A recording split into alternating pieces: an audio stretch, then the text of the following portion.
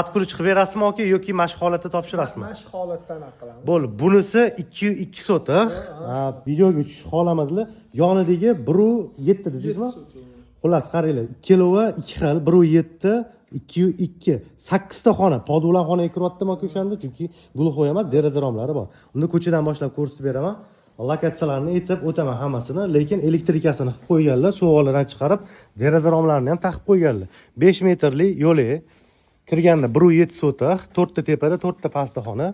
Bu yoqda ham xuddi shunaqa hovliga ikkita mashina sig'adi, to'g'rida bu yoq tarafda yashil maydonlari o'ralarigacha qazdirib qo'yganlar. Tayyor holati turibdi deyarli. Deraza romlari ilingan. Shundan kiramiz, qani bismillah.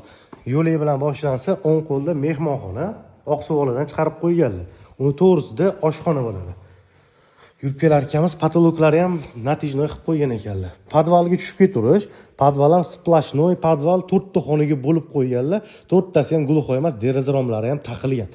Bu yoqda sanuzel, to'g'rida detskiy qilib qo'ysanglar bularni, chunki orqa taraf hovlisi bor. Chap qo'lda bitta yotoqxona, ichida sanuzeli bor. Mana bu oxirgi xona. 4 ta xona tepada, 4 ta xona pastda bo'lyapti. Bu 2.2 sotiq, yonidagi 1.7 sotiq.